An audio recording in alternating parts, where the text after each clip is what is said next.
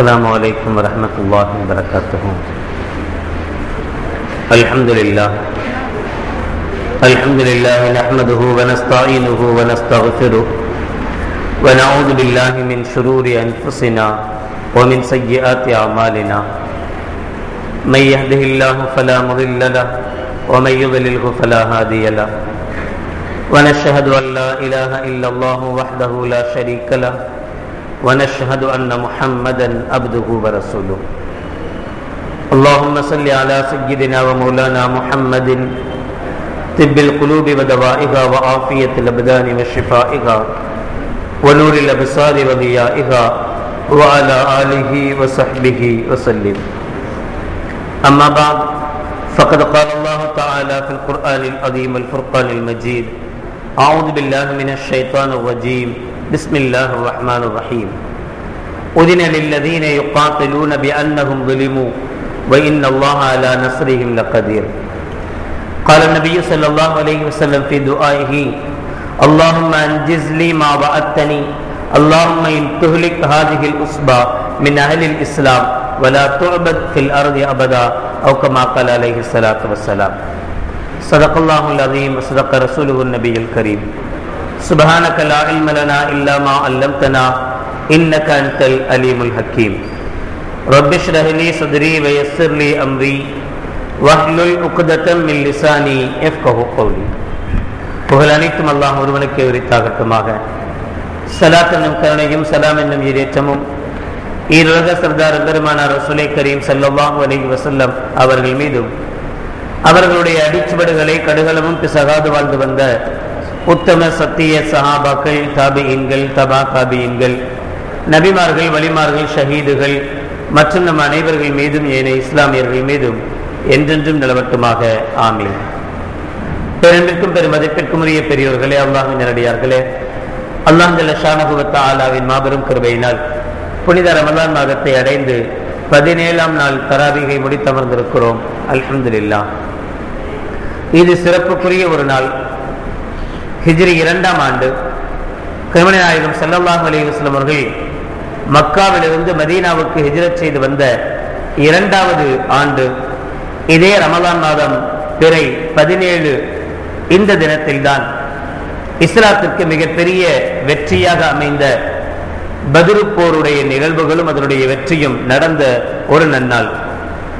உண்மையில் அது இஸ்லாத்தின் வரலாற்றில் பொன்னெழுத்துக்களால் பொறிக்கப்பட வேண்டிய ஒரு நிகழ்ச்சி.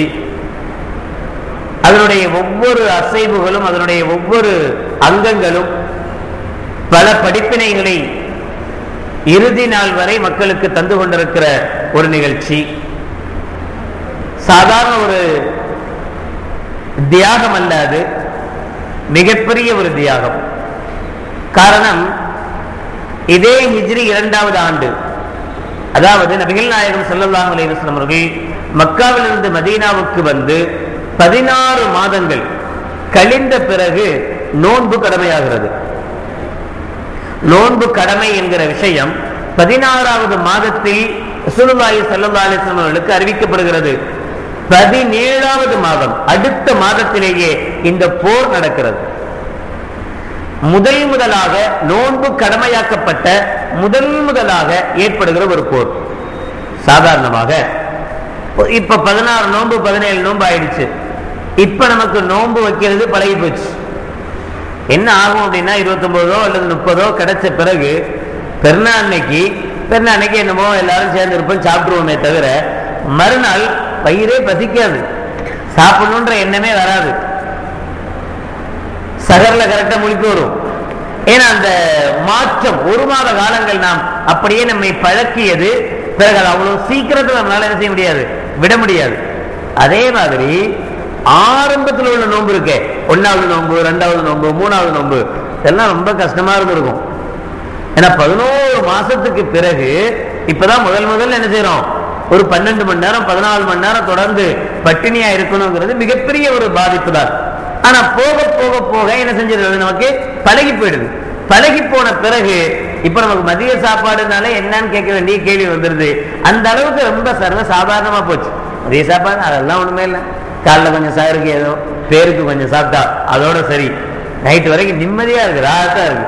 இடையில அந்த டென்ஷனே இல்லை, சாப்பிடணுங்கிற டென்ஷனே இல்லை. காலைல 8 மணிக்கு டீ குடிக்கணும், அந்த பிரச்சனையும் இல்லை. 10 மணிக்கு தம் அடிக்கணும், அந்த பிரச்சனையும் இல்லை. காலைல திரும்ப 5 மணிக்கு டீ குடிக்கணும், அந்த பிரச்சனையும் இல்லை. பிறகு ஒரு 6 மணிக்கு ஏதாவது வடை பஜ்ஜி எவ்வளோ செலவுகள் மிச்சம், செலவும் மிச்சம், வயிறும் நிம்மதி. இப்படி ஆரம்ப காலத்தில் நோன்பு வைப்பது மிகப்பெரிய கஷ்டம். இப்போது இவர்களுக்கு நோன்பு கடமையாக்கப்பட்டிருக்கிறது. கடமையாக்கப்பட்ட முதல் நோன்பு 17 நாட்கள் 16 நாட்கள் தான் நோன்பு நோற்றிருக்கிறார்கள். அதற்குள்ள மிகப்பெரிய ஒரு போரை சந்திக்க வேண்டிய கட்டாய சூழல் இந்த சஹாபாக்களுக்கு ஏற்படுகிறது என்றால் உண்மையில் இது சாதாரண ஒரு தியாகம் அல்ல. அதற்கும் துணிந்து வந்தவர்கள். எனவேதான் அல்லாஹ் ஜல்ல ஷானஹு வ தஆலா இந்த நன்மக்களை பார்த்து ரலியல்லாஹு அன்ஹும் வரது அன் அவர்களும் என்னை பொருந்திக் கொண்டார்கள், நானும் அவர்களை பொருந்திக் கொண்டேன் என்று அல்லாஹ் ஜல்ல ஷானஹு வ தஆலா சர்டிபிகேட் கொடுத்தார்.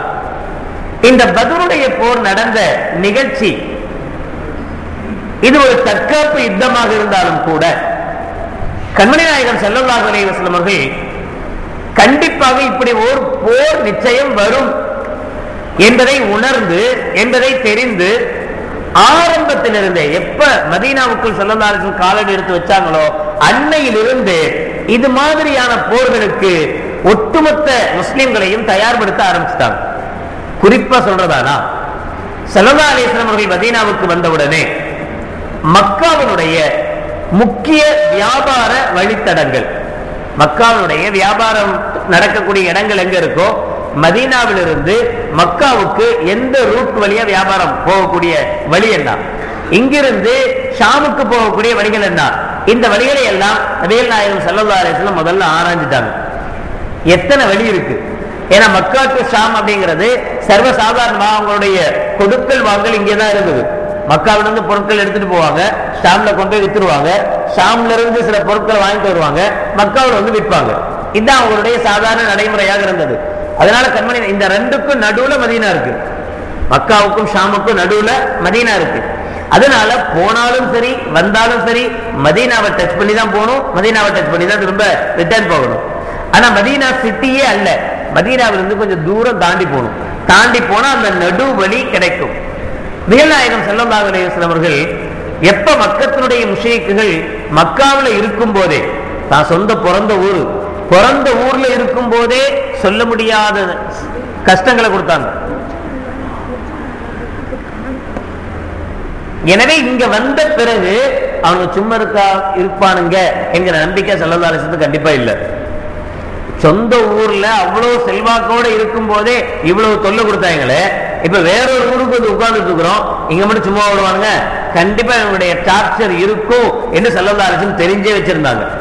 எனவே ஒருவேளை அப்படி ஒரு படையோடு வந்தால் எப்படி தடை செய்வது, அவங்களை எப்படி நம்ம பாதுகாக்கிறது, நம்மளை பாதுகாத்துக் கொள்வது எப்படி, முஸ்லிம்களை பாதுகாத்துக் கொள்வது எப்படி? ஏன்னா மக்கத்து முஷ்ரிக்குகள் ரொம்ப பேர் இருக்கிறாங்க.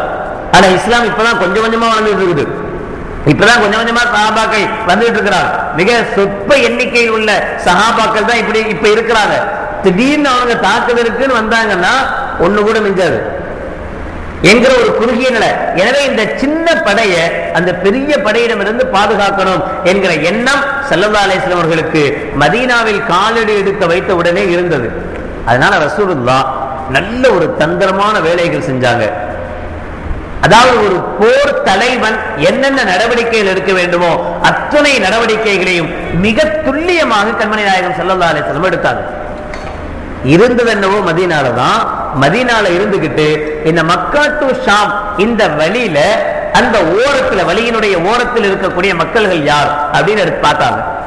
அவுஸ் ஹஸ்ரஜ் என்கிற 2 குடும்பத்தவர்கள், 2 கோத்திரத்தவர்கள். இவர்கள் கிட்டத்தட்ட அந்த வழி முழுக்க ஆக்கிரமிச்சிருக்கிறாங்க. இந்த 2 வழியிலையும் இருக்கக்கூடியவங்க யார் அப்படின்னா அவுஸ் கோத்திரத்தவர்களும் ஹஸ்ரஜ் என்கிற கோத்திரத்தவர்களும். இவங்க 2 பேர் முழுக்க முழுக்க அங்க வாழ்றாங்க, அவங்களுடைய வாழ்க்கை இருக்கு. இப்ப ஒண்ணு, அவங்கள நமக்கு சாதகமானவங்கள மாத்தணும். ஏன்னா நாம மட்டும் போய் நின்றுகிட்டு இருந்தா அவனுங்க வந்தாங்கன்னா நம்மளால தாக்கு பிடிக்க முடியாது.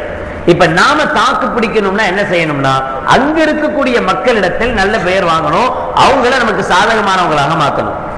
கண்மணி நாயகம் ஸல்லல்லாஹு அலைஹி வஸல்லம் உடைய இயற்கையே நல்ல மனிதராக இருந்ததுனால, இல்லைன்னா நல்லவரை நடிக்க வேண்டியது வந்திருக்கும், இல்லைன்னா அவங்களுடைய அன்பை பெறுவதற்கு என்ன செய்ய வேண்டியது வந்திருக்கும், நல்லவன மாதிரி நடிக்க வேண்டிய சூழல். ரசூலுல்லாஹ்க்கு அந்த தேவை இல்லை.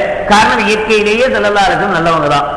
தன்னை எதிர்ப்பவனுக்கு கூட, கெட்டவனுக்கு கூட கெடுதி நினைக்காதவர்கள் தான் ஸல்லல்லாஹு அலைஹி வஸல்லம்.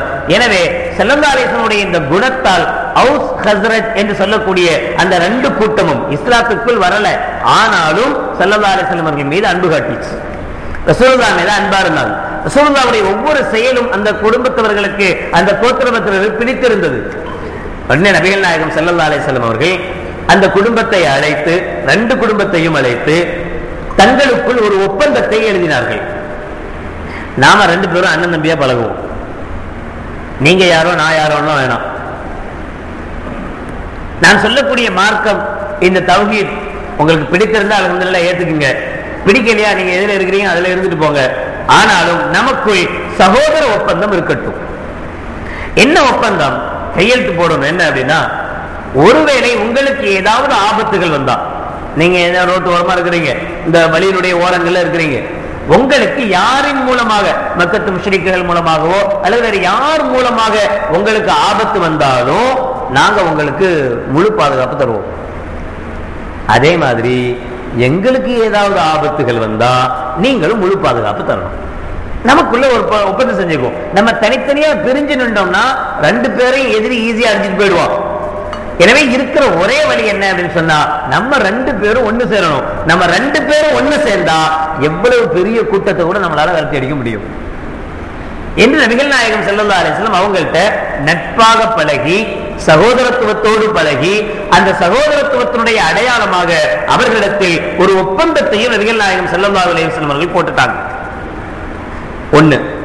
இன்னொன்னு, ஸல்லல்லாஹு அலைஹி வஸல்லம் இந்த பத்ர் என்கிற போர் நடைபெறுவதற்கு முன்பாகவே பல படைகளை, சின்ன சின்ன குட்டி குட்டி படைகளை, 10 பேரு 12 பேரு கொண்ட படைகளை தௌஹீதுக்காக, பிரச்சாரம் செய்வதற்காக, இஸ்லாத்தை பற்றி எடுத்துச் சொல்வதற்காக என்று கொஞ்சம் கொஞ்சமா அங்கங்க சுத்தி இருக்கிற இடங்களுக்கு, மதீனாவை சுற்றி இருக்கிற மக்காவுடைய சைடுல இருக்கக்கூடிய இடங்களுக்கும் ஷாமுடைய பாதையில் இருக்கக்கூடிய இடங்களுக்கும் அப்பப்ப கொஞ்சம் கொஞ்சம் படைகளை அனுப்பிக்கிட்டே இருந்தாங்க. போவோம் திரும்பி வரும், போவோம் திரும்பி வரும்.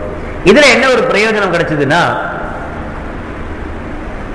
மக்காவுக்கு எத்தனை வழியில போகலாம், எந்தெந்த வழியில போகலாம், எது ரொம்ப லேசா இருக்கும், எது ரொம்ப கஷ்டமா இருக்கும், எல்லாத்தையுமே அந்த படை என்ன செஞ்சிருச்சு, தெரிஞ்சுக்கிச்சு.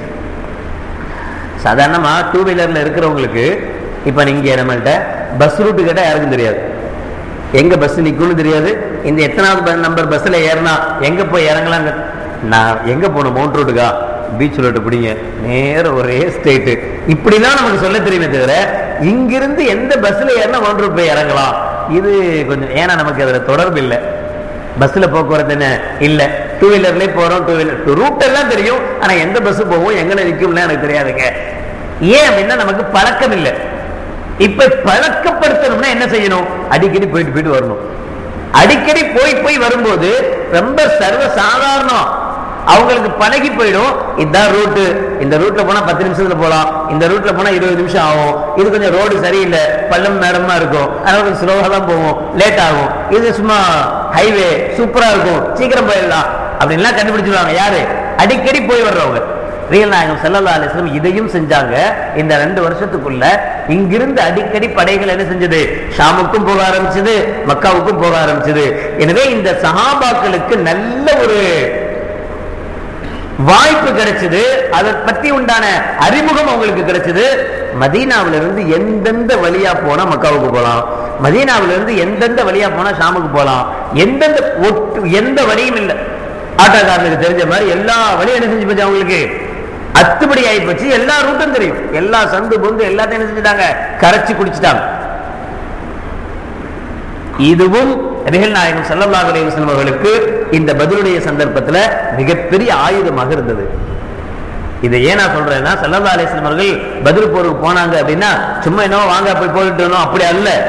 கிட்டத்தட்ட 2 வருட காலங்கள் பிளான் பண்ணது. மிகப்பெரிய திட்டத்தோடு நபிகள் நாயகம் ஸல்லல்லாஹு அலைஹி வஸல்லம் அவர்கள் செயல்பட்டாங்க. ஆனா இந்த திட்டங்கள்லாம் இன்னைக்கு இஸ்லாமியர்கள், முஸ்லிம்கள் தான் ஏற்று நடக்காம இருக்கிறதே தவிர, யூதர்களை பொறுத்தவரை கண்மணி நாயகம் ஸல்லல்லாஹு அலைஹி வஸல்லம் திட்டத்தை தான் முன்மாதிரியாக வச்சு செயல்பட்டு இருக்கிறான். அவனுடைய எந்த ஒரு திட்டமும் மிக குறுகிய கால திட்டமாகவே இருக்காது, நீண்ட கால திட்டமாக தான் இருக்கும். 50 வருஷத்துக்கு பின்னாடி நடக்கிறதுக்கு இப்பவுமே வேலை செய்வான், 100 வருஷத்துக்கு பின்னாடி என்ன நடக்க போதோ அதுக்கு இப்பவே வேலை செய்வான். மிக நீண்ட கால திட்டங்களாக இருக்கும். திட்டம் போட்டு செய்யலாம், நம்ம போட்ட திட்டமிடவே இல்லை, எடுத்தேன் கவுத்தேன் என்கிற சூழ்நிலை தான். ஒற்றுமை இல்லைன்னா உடனே நான் ஒரு கட்சி ஆரம்பிச்சிருவேன், வாங்க வாங்க எல்லாரும் வாங்க, ஒன்று சேர்ந்துக்கோ அப்படின்னு. உடனே ஒரு 4 மாசம் போவோம், ஒரு 2 வருஷம் போவோம், ஒரு 10 வருஷம் போவோம். அதுக்கப்புறம் இல்லைங்க இந்த கட்சியெல்லாம் சரியில்லை அப்படின்னு கட்சியை கலைச்சிருவேன். இதேதான் பொழப்பு.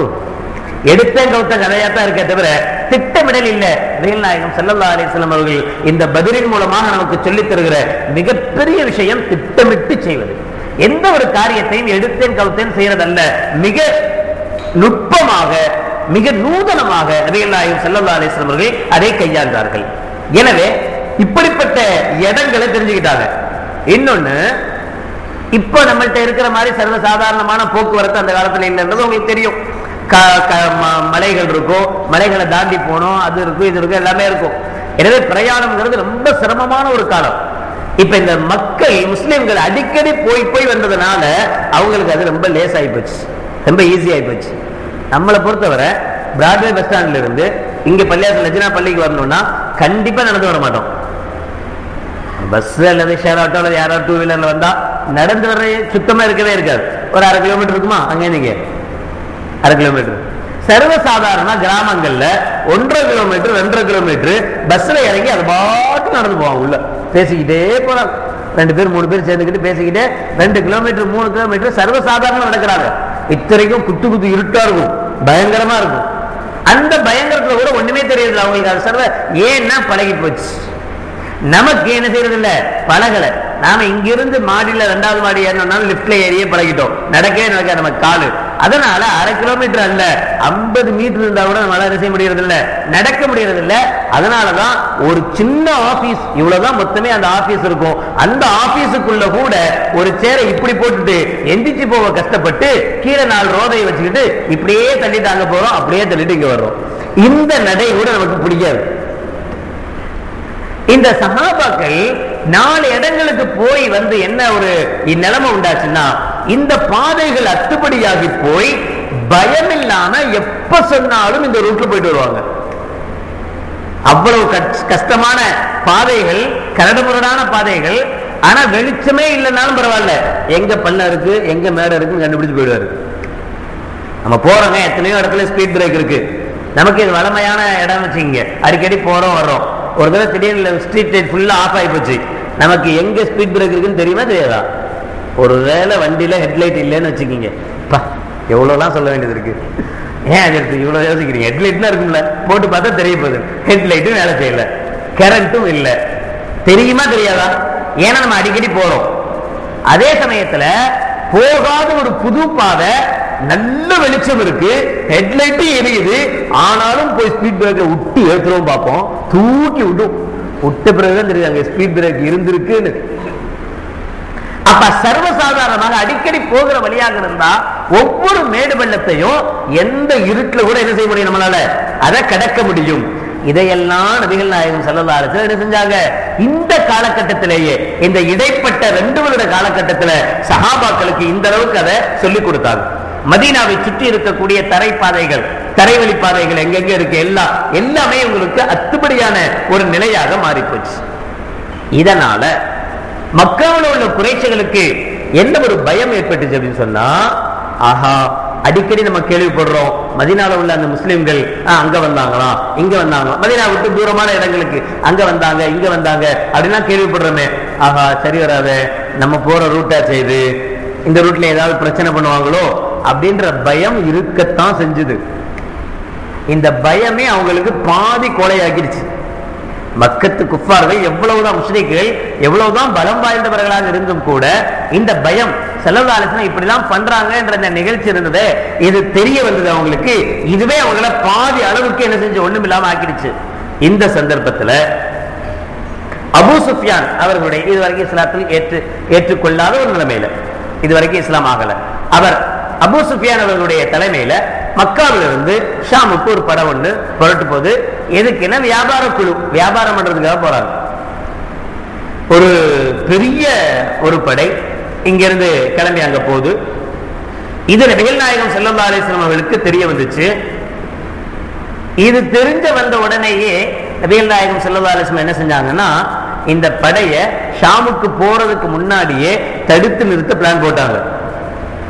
ஏன் அப்படின்னா ரசூலுல்லாஹி ஸல்லல்லாஹு அலைஹி வஸல்லம் அல்லாஹ் அறிவித்து கொடுத்தார், அபூ சுஃபியானுடைய இந்த படை இப்ப வியாபார குழு போதே, இது சாதாரண வியாபார குழு அல்ல, மிகப்பெரிய பிளானிங்கோட போகுது, ஒரு பெரிய முதலீடோட போகுது.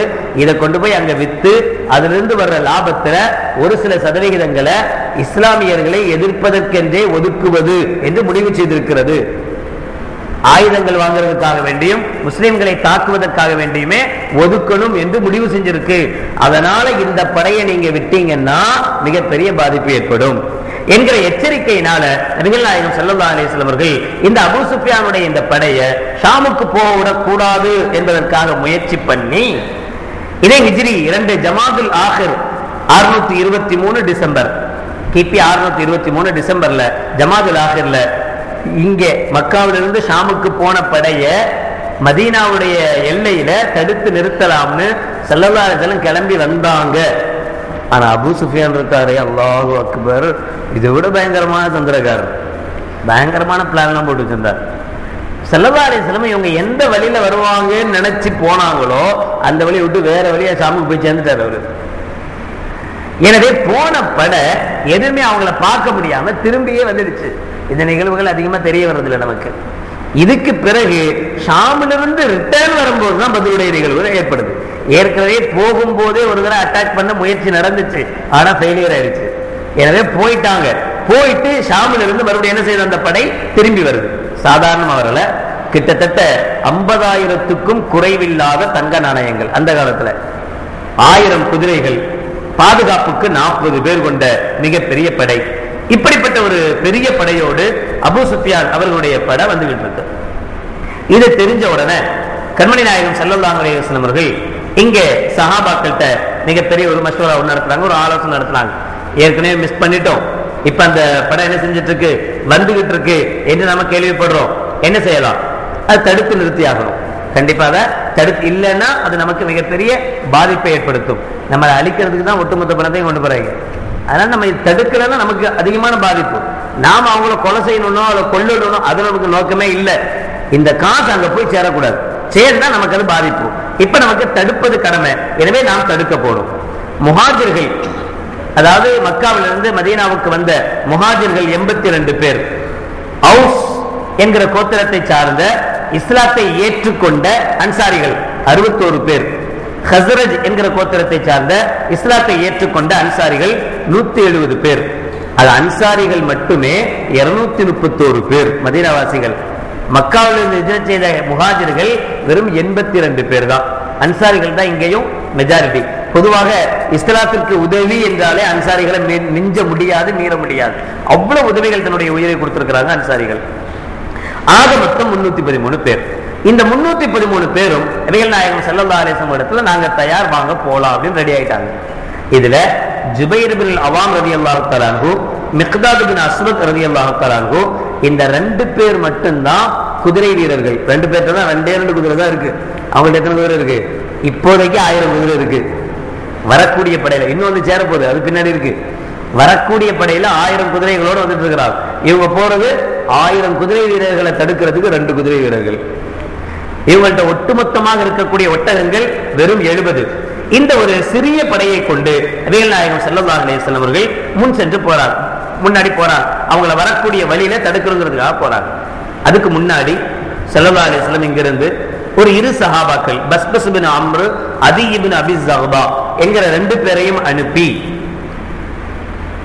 இந்த கூட்டம் வருதா, ரெடியா வந்துட்டு இருக்காங்க. அந்த காலத்துல போனா இருந்தது, டக்குன்னு உடனே எங்க இருக்கான்னு கேட்டுக்கிட்டு உடனடியா செய்யறதுக்கு ஒண்ணும் இல்லையே. அதனால ஆளை அனுப்பி வேவு பாக்குறதுக்காக ஆளு போய் அங்க போய் அவர் துப்பறிஞ்சு அவர் இங்க சொல்லணும். சொன்ன பிறகு இவங்க சரியான இடத்தை போய் கண்காணிச்சு போய் இருக்கணும். இதுக்காக இந்த 2 பேர் அனுப்பினாங்க. இந்த 2 பேர் போனா அங்க சமிஆ ஜாரியத்தைனி தக்கூலு இஹ்தாஹுமா லிசாஹிபத்திஹா, 2 பெண்கள் பேசிக்கிறாங்க. தண்ணி எடுக்கக்கூடிய ஒரு இடத்துல 2 பெண்கள் பேசிக்கிறாங்க. ஒரு பெண்ணு இன்னொரு பெண்ணுக்கு கடன் கொடுக்க வேண்டியது இருக்கு. வசமா மாட்டிக்கிட்டா, புடிச்சு கேட்கிறா, நான் கடன் கட்டணும்ல, நீ மரியாதையை கடன் வை அப்படின்னு. அப்ப அந்த பெண்ணு சொல்றா, ஏன் அவசரப்படுற, இன்னொரு 2 நாளையில குறைஷிகளுடைய படை வருது, அந்த படை இந்த பக்கம் வரப்போகுது, எனக்கு செய்தி கிடைச்சிருக்கு, அப்போ அப்படி வரும்போது நான் அவங்களுக்கு ஹெல்ப் பண்ணுவேன், அவங்களுக்கு தண்ணி எடுத்து கொடுக்கறது, ஏதாவது உதவிகள் செய்வேன். அப்படி உதவி செய்யும் போது அவங்க எனக்கு என்ன செய்வாங்க, பணம் தருவாங்க. அந்த பணத்தை கொடுத்து உங்க கடனை அடைச்சிடுறேன் அப்படின்னு அந்த பெண் சொல்ல. இதை கேட்டுக்கிட்டாங்க ரெண்டு பேரும். கேட்டுட்டு நேர நபிகள் நாயகம் ஸல்லல்லாஹு அலைஹி வஸல்லம் கிட்ட வந்து, யார சொல்லலாம், கன்ஃபார்ம் தான் படம் வந்துகிட்டு இருக்கு. இது ரெண்டு பெண்கள் பேசிட்டு இருந்தாங்க. ஆக ஊருக்கு தெரிஞ்சு போச்சு. பொம்பளைக்கு தெரிஞ்சாதான் ஊருக்கு தெரிஞ்சிருமே. ஊருக்கே ஒரு பொம்பளைக்கு தெரிஞ்சு போச்சுன்னா ஊருக்கே தெரிஞ்சு போச்சு, அவ்வளவுதான். ஊருக்கே தெரிஞ்சு போச்சுன்னா அது கன்ஃபார்மான செய்தி தான். ஊரே சொல்லுது வரப்போகுதுன்னா கன்ஃபார்மான செய்தி தான். இதுல சந்தேகப்படுறதுக்கு எதுவுமே இல்லை. உண்மையிலேயே இவங்க வரத்தான் செய்யறாங்க என்று சொல்லிட்டாங்க. அப்போ அபூ சுஃபியான் வந்துட்டு இருக்கிறார். அவரு ஷாம்ல இருந்து பயங்கரமான பொருட்களோட வந்துட்டு இருக்கிறார். மக்காவை நோக்கி வந்துட்டு இருக்கிறார். வரும்போது அவர் இதை விட உஷாரா இருப்பாரா இல்லையா? அவரும் யோசிச்சுட்டே வர்றாரு, யாரும் வந்திருக்காங்களா, வேவு பார்த்திருக்காங்களா, மதீனாவிலிருந்து படை எதுவும் கிளம்பி இருக்கா, இதை பார்ப்பதற்காக வந்துகிட்டே இருக்கிறார். அப்ப அங்க மஜித் இப்னு அம்ரு என்கிற ஒரு நபரை சந்திக்கிறாங்க. அவரை பார்த்து அவர்கிட்ட விசாரிக்கிறாங்க, இங்க யாராவது மதீனாவிலிருந்து யாராவது வந்துட்டு போனாங்களா அப்படி இப்படின்னு சும்மா அப்படியே விசாரிக்கும் போது அவரு யாரோ ரெண்டு பேர் வந்த மாதிரி இருந்தது. அந்த தண்ணி குடிக்கிற இடத்துக்கு வந்துட்டு போனாங்க. ஆனா மதீனாக்காரங்களா அன்சாரிகளா அப்படின்றதுலாம் எனக்கு தெரியல, எங்கேன்னு வந்தாங்கன்னு தெரியல அப்படின்னு போயிட்டாரு. அபூ சுஃபியான் என்ன செஞ்சாங்களாமா, அங்கே நேர வந்து எங்க எந்த இடத்துக்கு வந்தாங்கன்னு சொன்னாங்களோ அங்க போய் அங்க இருந்த ஒட்டக சாணி, ஒட்டகத்தினுடைய சாணம் இருக்கு, அந்த சாணத்தை கிளறி பார்த்திருக்கிறாங்க, கிண்டி பார்த்திருக்கிறாங்க. கிண்டி பார்த்தா அதுல பேரித்தம்பள கொட்டை இருக்கு. அந்த பேரித்தம்பள கொட்டையை எடுத்து பார்த்திருக்கிறாங்க. எடுத்து பார்த்துட்டு இது மதீனாவுடைய பேரிச்சம்பளம் தான், எனவே மதீனாவுடைய ஒட்டகம் இங்க வந்திருக்கு கன்ஃபார்ம் பண்ணாங்க. எவ்வளவு பெரிய அறிவாளி வருவாங்க. இது மதீனாவுடைய ஒட்டகம் தான், மதீனாவுடைய பேரிச்சம்பள கொட்டை, எனவே மதீனாவுடைய ஒட்டகம் என்ன செஞ்சது, கண்டிப்பா இங்கே வந்திருக்கு அப்படின்றத கன்ஃபார்ம் பண்ணிட்டாரு. கன்ஃபார்ம் பண்ணா இப்ப என்ன ஆச்சுன்னா, அப்ப மதீனாவில இருந்து நம்மளை வேவு பார்த்துட்டாங்க. ஏற்கனவே போகும்போது ஒரு அட்டாக் பண்றதுக்கு முயற்சி பண்ணாங்க, முடியல, நம்ம என்ன செஞ்சிட்டோம், தப்பி போயிட்டோம். இப்ப ரெண்டாவது ரிட்டர்ன் வரும்போது கன்ஃபார்மா என்ன செஞ்சிருவாங்க, நம்மளை பிடிச்சிருவாங்க அப்படின்னு உறுதியா இவர் நம்புறாரு. உடனே என்ன செஞ்சாரு, லம்லம் இப்னு அம்ரு என்கிற ஒருத்தனை பிடிச்சு அவனுக்கு 20 மிஸ்கால் அளவுக்குண்டான தங்க நாணயங்களை கொடுத்து, இந்த இதை கூலிக்கு வச்சுக்கோ, நீ என்ன செய்யற, ரொம்ப ஸ்பீடா கிளம்பி எவ்வளவு குயிக்கா மக்காவுக்கு போக முடியுமோ அவ்வளவு குயிக்கா மக்காவுக்கு போய், இப்படி அபூ சுஃபியானுடைய நம்மளுடைய படை வந்துகிட்டு இருக்கு, ஆனா மதீனாவில இருந்து ஒரு படை இதை தடுக்கிறதுக்காக கிளம்பிடுச்சு, நீங்க தயவு செய்து உதவிக்கு வாங்க, ஹெல்ப் பண்ண வாங்க அப்படின்னு நீ போய் சொல்லு, செய்தி சொல்லு அப்படின்னு அவரை அனுப்பி விட்டாங்க. அந்த நம்ம அவர் நேரம் மக்காவுக்கு வர்றார். மக்காவுக்கு வந்து ஒரு மலையின் மீது ஏறி நின்று சத்தம் கொடுக்கிறார், சத்தம் போடுறார், மக்காவாசிகளே வாங்க வாங்க வாங்க, அபூ சுஃபியான்ல இருந்து ஒரு செய்தி வந்திருக்கு. என்ன அப்படின்னா, இப்படி மதீனாவாசிகள் தாக்குறதுக்கு வர்றாங்களாம், நீங்க உடனடியா ஒரு பெரிய படையோடு கிளம்பணும் அப்படின்னு இவர் அறிவிப்பு செஞ்சிட்டார். அறிவிப்பு செஞ்ச உடனே மக்காவுடைய பெரும் தலைகள் எல்லாம் ஒண்ணு சேருது. அபு அபு ஜஹலு எல்லாம் பெரிய, உத்துபா ஷைபா எல்லாம் இருந்தாங்களா இல்லையா, எல்லாரும் ஒரு மீட்டிங் போடுறார். என்ன செய்யலாம், எப்படி போலாம். ஆளாளுக்கு பயங்கரமான ஆக்ரோஷம், ஆக்ரோஷமா அப்படிப்பட்ட ஆக்ரோஷம், விட்டக்கூடாது, நம்ம போவோம், போய் நம்மளுடைய படை என்ன செய்வோம், காப்பாற்றுவோம். எல்லாம் அந்த லைன்ல தான் பேசிட்டு இருந்தாங்க. யாருமே போய் மதீனால அடிக்கணும், மதீனால உள்ளவங்களுக்கும் அந்த லைனுக்கு போகவே இல்லை. இவங்களுடைய எய்ம் ஃபுல்லா எங்க இருந்தது, பொருளை காப்பாற்றணும், வர்ற பொருளை காப்பாற்றணும் அப்படின்றதா இருந்தது. ஆனா அந்த கூட்டத்துல வயசான ஒருத்தர் உள்ள வந்து நுழைஞ்சார். கினானா உடைய தலைவர் சுராக்கா அப்படிங்கிற ஒருத்தர் இருந்தார். கினானான்னு ஒரு கூட்டம் இருந்துச்சு, அவங்களுடைய தலைவர் சுராக்கா. அந்த சுராக்காவுடைய தோற்றத்தில் இப்லீஸ் உள்ள வந்தான், சைத்தான் உள்ள வந்தான். அந்த சைத்தான் நடத்துற கூட்டத்துக்கு சைத்தான் உள்ள வந்தான். உள்ள வந்து இந்த சைத்தானுக்குலாம் அந்த பெரிய சைத்தான் ஐடியா கொடுத்தா, நீங்க என்ன லூஸ்தனமா பேசிட்டு இருக்கிறீங்க, காசை காப்பாத்தணும், காசை காப்பாத்தணும், காசை காப்பாத்தணும்னு.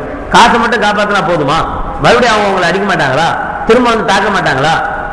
இது நமக்கு கிடைச்சிருக்கிற ஒரு நல்ல வாய்ப்பு, நல்ல சான்ஸ், ஏன் நீங்க மிஸ் பண்றீங்க, ஏன் இதை விட்டு கொடுக்குறீங்க? நம்ம ரெண்டு ஐடியாவோட போகணும். ஒண்ணு பணத்தையும் பாதுகாக்கணும், இன்னொன்னு அந்த கூட்டத்தையும் ஒழிக்கணும், முஸ்லிம்களையும் அழிக்கணும். இந்த ரெண்டு முடிவோட போகணும் அப்படின்னு இவர் கொஞ்சம் தூண்டி விட்டாரு.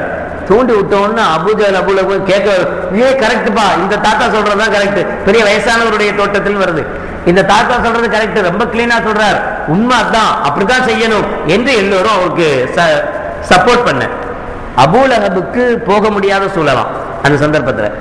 அப்ப அவரு 4000 திர்ஹங்களை ஆசிபின் ஹிஷாம் என்கிற ஒருத்தனுக்கு கொடுத்து, நீ எனக்கு பதிலாக போய் கலந்துக்கன்னு சொல்லி அனுப்பி வச்சாராம். அது இவங்கள்ட்ட இருந்து நம்ம படிப்பினை பெற வேண்டியது இருக்கு. இவங்க செய்யறாங்களே இந்த வேலையில இருந்து நம்ம படிப்பினை பெறணும். என்ன இவன் கெட்டதுக்கு உதவி பண்றோம், நம்ம நல்லதுக்கு இப்படித்தான் உதவி பண்ணணும்.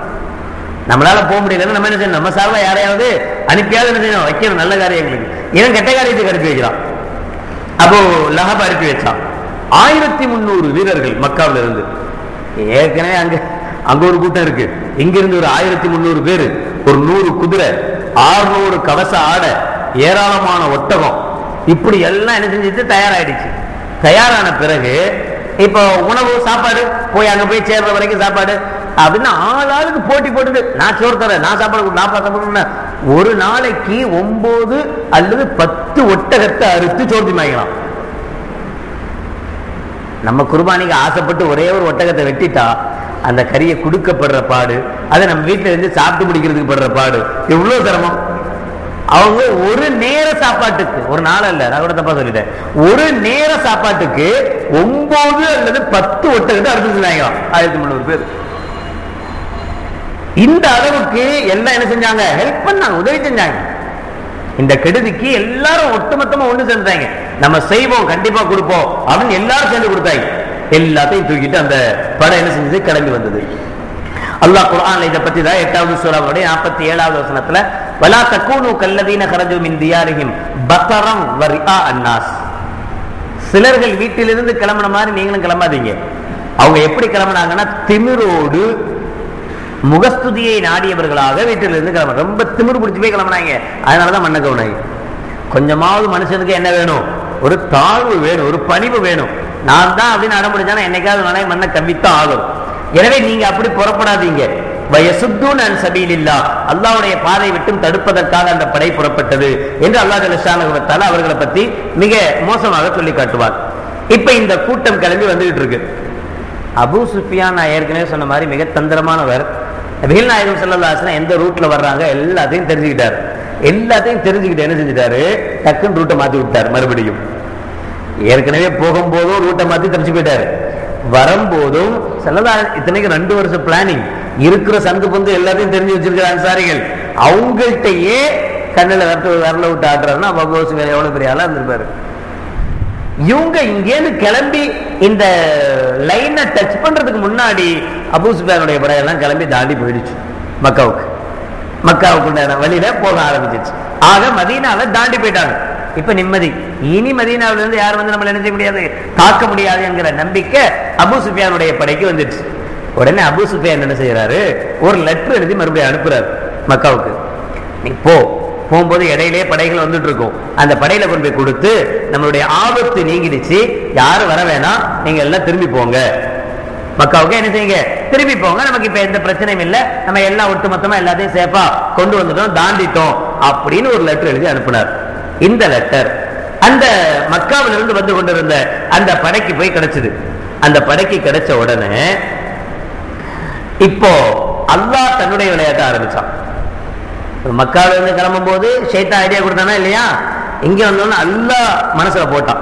என்ன அப்படின்னா, அபூ ஜஹல் எந்திரிச்சு சொன்னா, வல்லாஹி லா நர்ஜிஉ ஹத்தா நருது பத்ரன், அல்லாஹ்வின் மீது சத்தியமாக பத்ர்ங்கிற இடத்துக்கு போகாம நாம திரும்பவே கூடாது.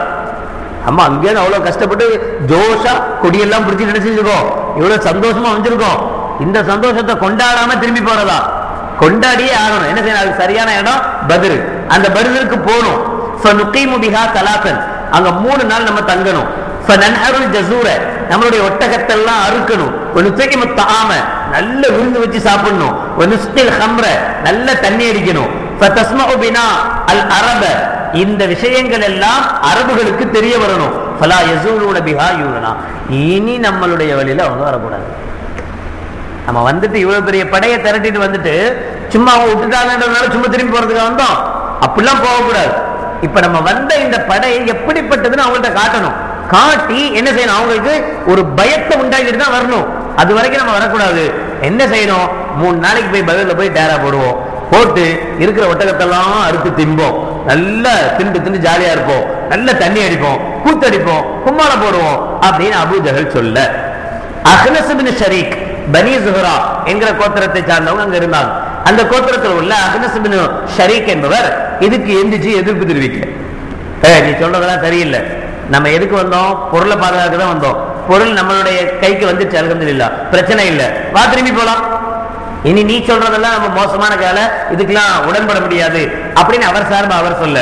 அபூஜஹல் பிடித்த புடியில ஒரே இதா இருந்தான், முடியவே முடியாது, போய் தான் ஆகணும், போனா நீ போ, நான் வர முடியாது அப்படின்னு இவரு 300 பேர் கூட சேர்ந்து அப்படியே மக்காவுக்கு ரிட்டர்ன் ஆயிட்டார். அபூ சுஃபியானுடைய படையும் தாண்டி மக்காவுக்கு போக ஆரம்பிச்சிருச்சு. 1300 பேர் மக்காவில இருந்து கிளம்பி வந்தாங்க. அந்த படையில இருந்து இப்ப 300 பேர் மைனஸ், மீதி 1000 பேர் இருந்தாங்க. இந்த 1000 பேரும் அபூஜஹலுடைய அந்த ஜோஷ்ல அப்படியே முறுக்கேறி இருந்தாங்க. நம்ம போதான் செய்யணும், ஆட்டம் போட்டு தான் ஆகணும் அப்படின்னு மிகப்பெரிய சந்தோஷத்துல அபூஜஹல் கூட வந்தாங்க. இப்படிப்பட்ட ஒரு ஆக்ரோஷமான ஒரு விஷயத்தை சொல்லி இருக்கிறாரு அபூஜஹல். இப்படி எல்லா படையும் ஒரு ஆக்ரோஷப்படுத்திருக்கிறாரு. என்ன வயசு இருக்கும்னு நினைக்கிறீங்க? இப்படிப்பட்ட ஒரு உத்வேகமான ஒரு உரையை கொடுக்கணும், இப்படிப்பட்ட ஒரு பயங்கரமான இளைஞர்கள்லாம் உசுப்பேற்றக்கூடிய ஒரு உரையை கொடுக்கணும்னா அவருக்கு என்ன வயசு இருந்திருக்கும்? சொல்ல மாட்டீங்க. 14, 25 to 30 இருக்கலாம். என்ன சொல்றீங்க? ஆமாவா? ஆமான்னு சொல்லவே சொல்லாதீங்க, நீங்க ஒரு கருத்து சொல்லுங்க. எப்போதுமே இந்த ஆமா போடுறது தப்பு. 30 to 40 இருக்கும், 40 இருக்கும், 45 இருக்கலாம், அப்படித்தான் நமக்கு தெரியுது. ஆனா அபூஜஹலுக்கு 70 வயசா. 70 வயசு கிழவனுக்கு இருக்கிற திமிர பத்தியா? பேசாம திரும்பி போக வேண்டியதானே, வந்து அடி வாங்கிட்டு போகணும்னு இருந்திருக்கு. 70 வயசு கிழவன் இப்படி பேசியிருக்கான். என்ன சொல்லியிருக்கான்? நம்மளாம் போய்தான் ஆகணும், நம்மளாம் அப்படித்தான் பண்ணி ஆகணும், நம்மளாம் போய் தண்ணி அடிக்கணும் அப்படின்னு பேசியிருக்கிறான். உடுவானா அல்லாஹ்? இவங்க வந்தாங்க, பத்ர்ல வந்து தங்குறாங்க. கர்மன் நாயகம் ஸல்லல்லாஹு அலைஹி வஸல்லம் அவர்கள் சஹாபாக்களோடு ஒரு ஆலோசனை செய்யறாங்க, ஒரு மஷ்வரா செய்யறாங்க. நம்ம வந்தது இந்த கூட்டத்தை தடுக்கணும்னு தான் வந்தோம், ஆனா இந்த கூட்டம் நம்முடைய கை மீறி போயிடுச்சு. ஆனா அவங்க என்ன செய்யறாங்கன்னா, மக்கத்து முஷ்ரிக்குகள்லாம் ஒரு படையை திரட்டிக்கிட்டு பத்ருக்கு வர்றாங்க. இப்ப நம்ம 2 சாய்ஸ், ஒண்ணு நம்ம பேசாம திரும்பி போயிடுவோம் மதீனாக்கு, இல்லைன்னா நாமளும் பத்ருக்கு போவோம். 2ல எதை செலக்ட் பண்றது என்று நபிகள் நாயகம் ஸல்லல்லாஹு அலைஹி வஸல்லம் ஒரு ஆலோசனை கேட்டாங்க. இந்த ஆலோசனையில என்ன நிகழ்ச்சிகள் நடந்துச்சு, யார் யார் என்னென்ன ஆலோசனைகள் சொன்னாங்க, அதுக்கு பிறகு இந்த பத்ருடைய போர் எப்படி ஆரம்பமாச்சு என்கிற நிகழ்வுகளை எல்லாம் இன்ஷா அல்லாஹ் நாளை தொடர்ந்து பார்ப்போம். இன்னைக்கு இப்போ